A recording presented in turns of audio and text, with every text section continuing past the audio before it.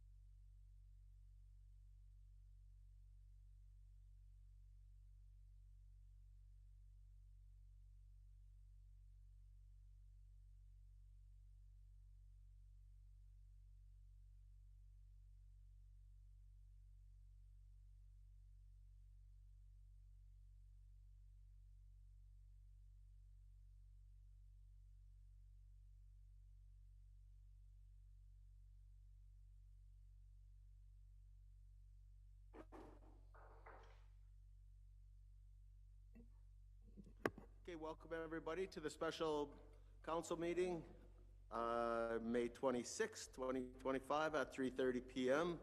Calling the meeting to order at 3:30.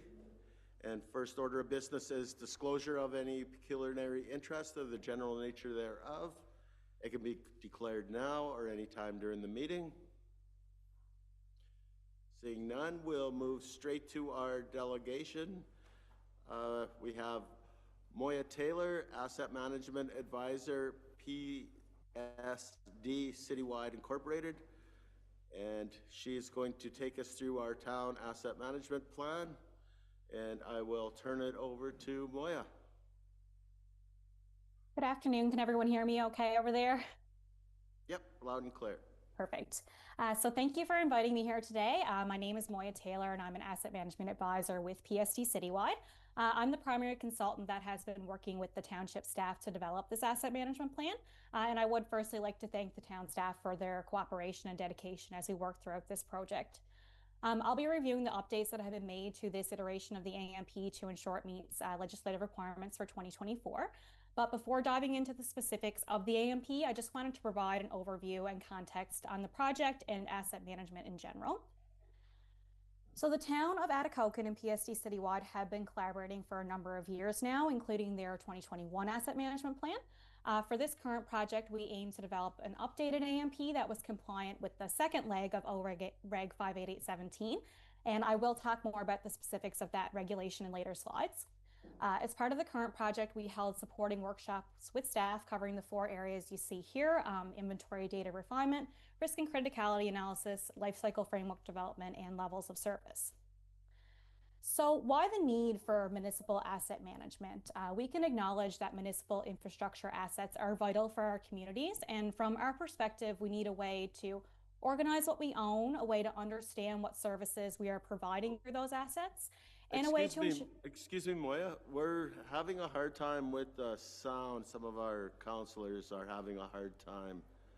I don't know if there's anything that we can do about it, but maybe if you could just slow down a little bit. And I know you got a lot of slides and a lot of things to do, but if you could slow down and maybe just a little clearer so Yeah, we can hear. I It's kind of apologize. echo. It's kind of echo in here, so maybe if you could slow down and Yeah, that I would. apologize. I'm from Newfoundland, so I speak really quickly, so I'll try to slow it down a little bit. So I'll just pick up from this slide, just talking about the need for municipal asset management. We do need to acknowledge that those infrastructure assets are vital for our communities, and we need a way to organize what we own, to understand what services we provide through those assets, a way to assure accountability to our residents and stakeholders for the services that they use. And these three key objectives are really the driving force behind not only the regulation, but also the increased awareness among stakeholders on the need for asset management. So, from the municipal perspective, the value of asset management is the level of service we're providing to our residents. So, this is a high level set of parameters that we use to determine the level of service of a particular system or network. So, we look at the cost. How much will it cost the town to replace or repair a given asset? When will this cost be required? We look at performance. What is the current output or performance of the asset? Is it in poor shape? And finally, we look at risk. So what is the risk of this asset failing? Who will be impacted if it were to fail? And are we able to identify high-risk assets? So to fully determine the level of service we're providing and then to identify any critical steps we need to address the potential downturn on the level of service, asset management should be spread throughout the organization. And this starts with the asset portfolio or the asset inventory. In short, the town should work towards creating an established centralized asset inventory that's agreed upon by all stakeholders and has the critical data points needed to identify those risks, costs, and performances, and ultimately the level of service. So with the completion of this AMP, the town has established a centralized asset inventory that contains the 4 key items mentioned. So we do have a tangible capital asset inventory. We have condition assessments included in there from road need studies and OSIM reports. We have life cycle and risk models that we developed as part of this project. And finally, we did have input and collaboration with staff, consultants, and factoring any general market data. So just to talk about Ontario Regulation 58817, they have defined requirements for 3 AMP iterations. The first one was due by July 1st, 2022. That included measuring current levels of service, asset inventory analysis, current performance of assets, life cycle activities and costs to maintain current levels of service, and impacts of growth on current levels of service for your core assets. So your core assets refers to your roads, your stormwater, your water, sanitary, and bridges. The town met those requirements with the last iteration of their AMP, and with the completion of this AMP, the town has achieved full compliance with the 2024 requirements. So the 2024 requirements are the same as the 2022 requirements. However, this time the non-core assets also had to be analyzed. Non-core assets would refer to facilities, vehicles, machinery and equipment, the airport, and your waste management system. So I just wanted to mention that while the deadline for completing the 2024 asset management plan was indicated as July 1st, I just wanted to let you guys know that you're not alone in being delayed in the completion of this plan. As we know, municipal staff are extremely busy and have a lot of other priorities. And it is an unfortunate reality that many municipalities don't have the time and resources to dedicate to asset management. There's been no known consequences to date from the province on missing this deadline, and I do have a lot of other clients that are in the same boat due to their limited resources. 2025 does have additional requirements that include proposed levels of service, so looking at the proposed performance of assets, any life cycle activities and costs to achieve proposed levels of service, an updated financial plan, and the impacts of growth on proposed levels of service. So then what comes after 2025? The regulation requires that all AMPs be updated once every 5 years and that council conduct an annual review of its asset management progress on or before July 1st, and that the asset management policy and plan be posted on the municipal website. So now to talk specifically about the 2024 AMP, it was developed based on the asset inventory as of December 31st, 2023. This presentation provides an overview of the current state of municipal infrastructure, recommendations to increase confidence in analysis and decision making, and to show the town's financial capacity to meet long-term capital requirements. So you can see here we have the replacement costs for each of the asset categories, and the replacement costs of the asset portfolio totals $233 million. And here we see a breakdown of the condition by asset category. So the current condition of the assets is central to all asset management planning. You can see here the distribution of asset condition weighted by replacement cost. Collectively, 26% of assets in Atikokan are in fair or better condition. And the condition of assets relies on both age-based and field condition data. So here we show the percentage of assets that had a condition assessment applied and the source of those condition assessments. Overall, assessed condition data was available for 14% of assets, and then for the remaining portfolio, age was used as an approximation of the condition. Age-based condition does typically overstate needs and overall deficit, whereas assessed condition data really builds confidence in decision making. Assessed condition data is also used in asset management decision making to mitigate any risks associated with asset failure, to identify the most economic intervention, and to accurately predict the future expenditure requirements. So having defined the replacement costs, the condition of the assets, and identifying any life cycle activities, we were able to develop a long-term capital forecast. This included both asset rehabilitation and replacement requirements. The graph identifies the capital requirements over the next 60 years, and we use this projection to ensure that every asset has gone through one full iteration of replacement. And you can see here the town is committing approximately $3.4 million towards capital projects per year from sustainable revenue sources. So sustainable revenue sources includes your CCBF, your OSIF, your tax allocations, and reserves. The average annual requirements for both tax and rate-funded assets to continue to provide the current level of service totals approximately $6 million. So we're left with an annual deficit of roughly $2.7 million. So if we put that differently, the assets are currently funded at 57% of their long-term capital requirements. And here we see our target versus our actual reinvestment rates. So the target reinvestment rate looks at the annual capital requirements as a percentage of the total replacement cost, while the actual reinvestment rate looks at the annual capital funding available as a percentage of the replacement cost. So we can see that the target reinvestment rate is 2.6%, while the actual reinvestment rate is 1.4%. So by comparing these two numbers, we can actually determine the extent of the existing funding gap. So based on the current infrastructure deficit, it is recommended that tax-funded assets see an increase of 0.2% annually, water rates increase by 3.7% annually, sanitary rates increase by 5.5% annually, and waste management rates increase by 3.2% annually for the next 20 years, and this is solely for the purpose of phasing in full funding to the asset categories covered in this AMP and eliminating that infrastructure deficit. It is important to note that these numbers do not factor in one-time grants or non-sustainable sources of revenue, but these will continue to be an essential source of revenue for investment in capital infrastructure. And also any adjustment to taxes or rates should be supplemented with project prioritization and evaluation of the desired level of service. So finally, we can look at our next steps and recommendations. It is recommended to continue to review and refine the asset inventory.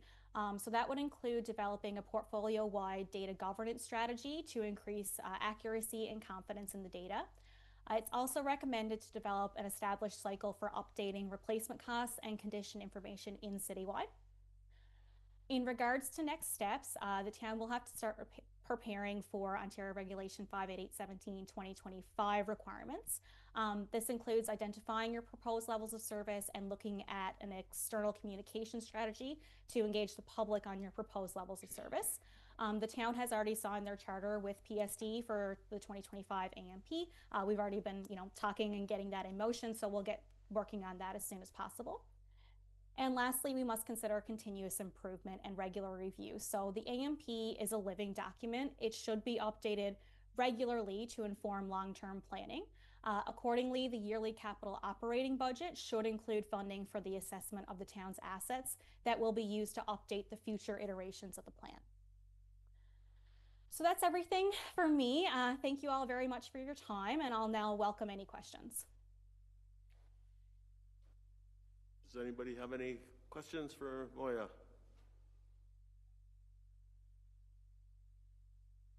Councillor Martin, kick it off. Thank you.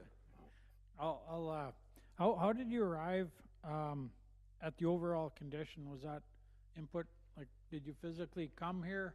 I'm not sure where you're from. I'm not sure you came from Newfoundland, but are you nearby, or was that through, No, through the town? so we take the condition out of the citywide system. So we do work with the staff, and any condition information they have available that would come from road need studies or like bridge inspections, we input that into the citywide system as an assessed condition.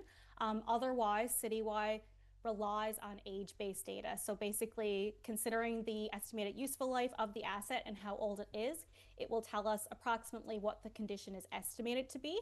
But as I noted, age-based condition isn't always the most accurate. So where possible, when condition assessments can be applied, they're a much more reliable way to predict any future capital requirements needed. Okay, thank you. Yeah, because when you look at the one slide, it's source of condition data, Yeah. and the majority of it is age-based, so. Yes, yeah. When it's 50 years old, you think it's, 75% of its life expectancy gone. Yes, Something and that's why the recommendations do include, having a look at all of those assets and seeing if the age-based condition is accurate or if anything should be updated in there. But that is a big project to undertake to go through all of the assets in the system. So I've got a question, Moya, is when even though, say, our arena is 50 years old, but we put in a lot of money into it in the last 10 years. So is it just based on an arena that's 50 years old, or is the capital and the repairs that we put into it factored in on the asset? Yep. So when any additions are made to an existing asset, like repairs or improvements to the asset, they're imported as additions in Citywide, and in there you can adjust the estimated useful life, what it would add onto it based on those repairs. So then when we're looking at the condition, it does take that into account as well. Okay, thank you. Councillor Shine. Thank you, Mayor Ferguson. My question is, I don't even know if it's necessarily for you, but for maybe Jason, the department heads. So at some point, were the buildings and the facilities that we own actually inspected, and were they determined how much money we need to upgrade them, and was that information provided to them? Like, did you go and inspect like the tourism bureau? Did you inspect the clinic?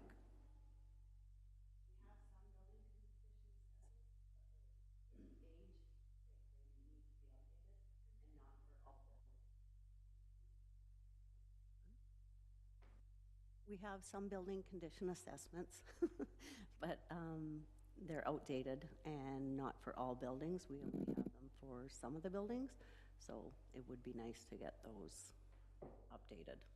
So is that going to be happening at any time soon? I guess that would be a question for Jason. That's a discussion for the budget because they're it's very expensive. That's one of the issues is to get better information. Do you want to spend the money on the asset to upgrade it, or do you want to spend the money fixing the roads? Depending on what the asset is? Sometimes there's a deliberation there. Councillor Lyons. Thank you. So you mentioned that, well, first of all, assess condition builds confidence in decision-making. I guess my first question is, what is the ratio of core to non-core assets through this asset management plan? Based on the 2022 to 2024 iterations. As in, like, which asset categories are considered your core ones, or? Yeah, what's kind of the general breakdown as to what is included? Is it 80% non-core to 20% core, or I'm just trying to get a better understanding. Yeah, so it would be, majority is your core asset categories. So like your bridges and culverts, your stormwater network, your road network, your water network, and your sewer network. You can see here they make up the majority of your total asset portfolio. Facilities is also a large component. That would be a non-core asset, but for the most part, your assets that have a large replacement cost are your non-core asset categories. So they are a larger portion of your asset portfolio, aside from the facilities, which do also have a larger replacement cost. But in general, there is more core asset as opposed to your non-core asset. Okay, and with that, by understanding, how we're focusing now on the shift to the non-core assets, what percentage of those ones, like I understand the roads and bridges through the work that's undertaken here have that assets through the PS or the assessments included in PSD Citywide, but what percentage of those non-core assets have had a formal assessment undertaken? So currently in the citywide system, there is no condition assessments for any of the non-core assets, only for the bridges and culverts and the road network in the citywide system. Okay, so bridges, culverts, road networks, but none of the other core assets and none of the non-core assets have been formally assessed. Yes, that's correct. Okay, thank you. Yes, Tyler. We do actually have a variety of some of the storm and sanitary sewers that have been inspected and maintained over the years too, though. So we do have ratings on some of those that I think are in the system, but not the whole system, so. Okay, thank you, Tyler. Tyler, do we feed that information to them, or we just have that information? I believe that we had sent that over, but might not have made it in for that update, but we'll make sure that we get it after this year's project and get everything that we have in there. Okay, thank you. Councillor Shine. Thank you, Mayor Ferguson. So with the next round for 2025 to meet the standards, it talks about engaging basically the community. How much time do you need ahead of it so that we're making sure we're getting a significant amount of citizens responding to it? Yeah, so that's really individualized to the municipality. How long we provide a community survey, and then you guys can decide what turnaround time you'd like to see for that. We're typically seeing between 2 weeks to a month, but yeah, we provide the survey for you guys, and you guys can choose if you'd like to administer it or not to the community, and you can let us know what kind of turnaround time you'd like to see there. Yeah. Okay, I was just concerned because we're already headed into June. And I can definitely get that community survey out to you guys tomorrow if you'd like to see it, and then you can start looking at what kind of timeline you'd like to get the responses back. Thank you. Yes, Councillor Lyons. Thank you, Mayor Ferguson. Another question I had regarding this was you talk about, what was it? The sustainable revenue sources. Are any of those dependent upon grants? Yeah, so when we look at our financial strategy, we don't look at any grants because they're not typically renewable year to year. So we only consider your taxes, your reserve funding, and your CCBF and your OSIF, because those ones are ones you're going to be continuously getting year to year. So we don't take into account any grants, but we understand that that is something that most municipalities are reliant on, and they will be continue to be reliant on. Okay, and a follow-up question for Brandy on that. With those revenue sources that we get from the government, are those dependent on our audited financial statements in order to receive the full amount? No. Okay, so they don't hold back anything if we're not in compliance? No, OCIF will, but I'm not sure they actually have, because we received our 2023 money. We used to get it in a more timely fashion, so I don't know if that's an OCIF thing or if that's, like, I don't know if they were holding it, so it delayed it. I'm not sure, but no. So OCF is the only one that it looks for the FAR, not the financial statements. Okay, so there's no risk that, Jason, there's no risk for us not receiving that funding? No, like Brandy said, it's more of a timing thing than okay. to not receive it. Okay, thank you. Anybody else have any other questions? Okay, seeing none. Thank you, Moya. Thank you. And we will, I'm sure we'll hear from you. Anytime we could do something, your audio was okay, but it was still, and we have not the best system here, so we have issues with this too. So, but I want to thank you for the presentation, and I'm sure administration will be reaching out to you in the near future. Thank you very much. Okay, thank you.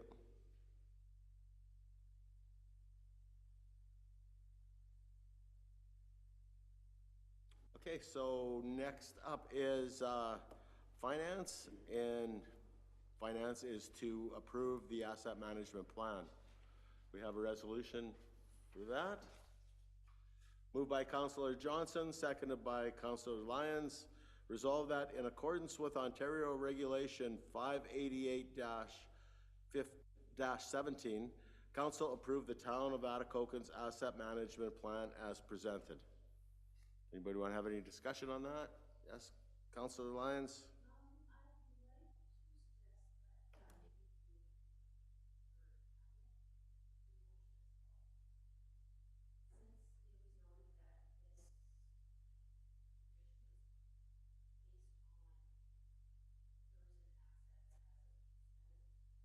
Apologize. I'd just like to suggest we have a disclaimer or some sort of caveats applied to the resolution so that basically, as it was noted by Moya, that the information was based on the asset condition and the FERS as of December 31st, 2023, that maybe given the gaps in our financial reporting and condition data, we should clarify that this asset management plan is provisional and that we, in interim, approve it to meet the regulatory requirements with the condition that it be reviewed and updated once our FERS and audits are up to date. Well, I think that, did you want to say something, Brandy? Well, it's just that there's no relevance between the audit and the assets. I mean, unless there was a major mistake or something in one of the assets, but.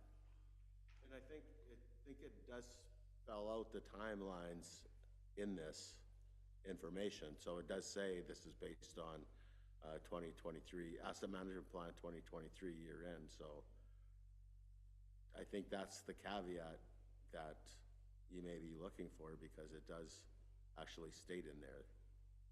But the information that they would have been provided, we would have been behind. At what level, or sorry,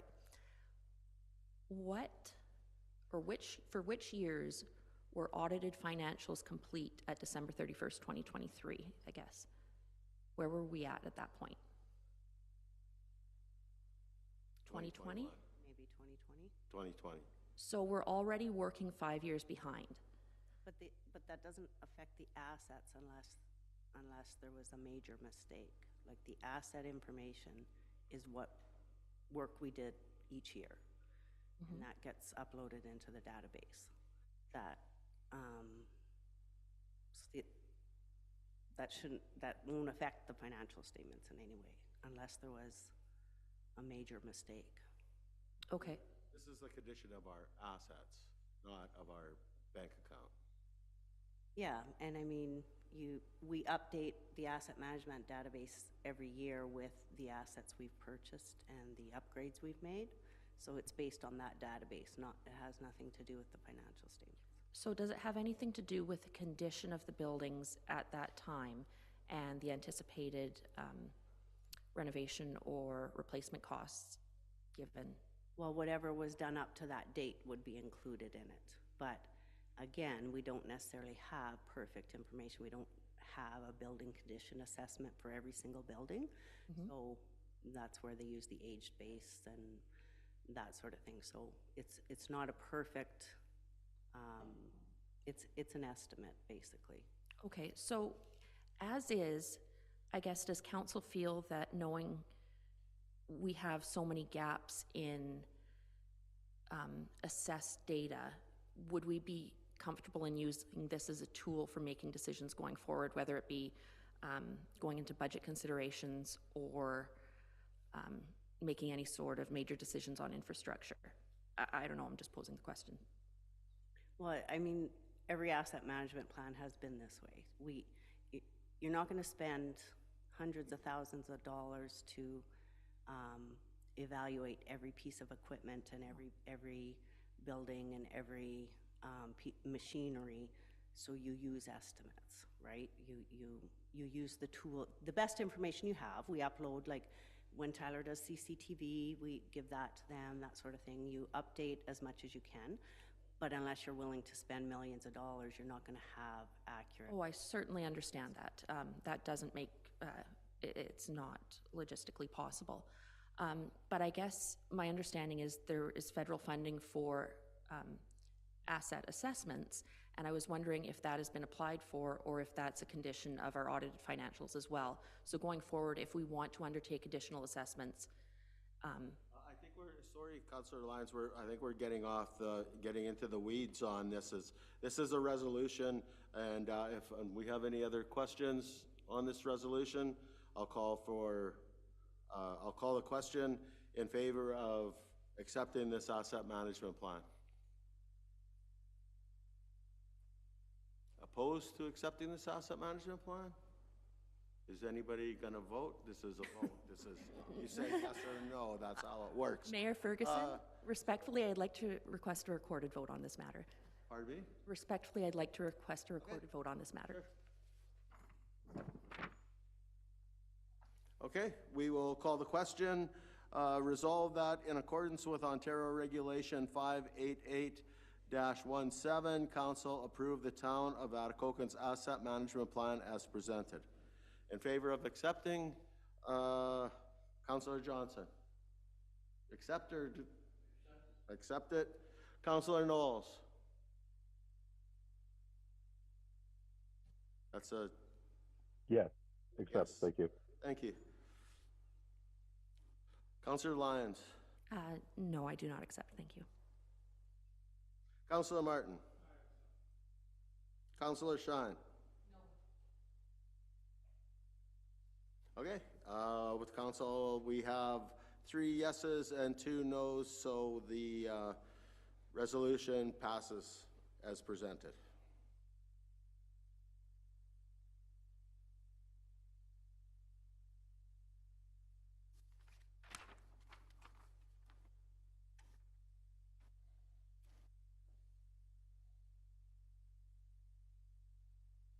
And with that, we will adjourn till, thank you.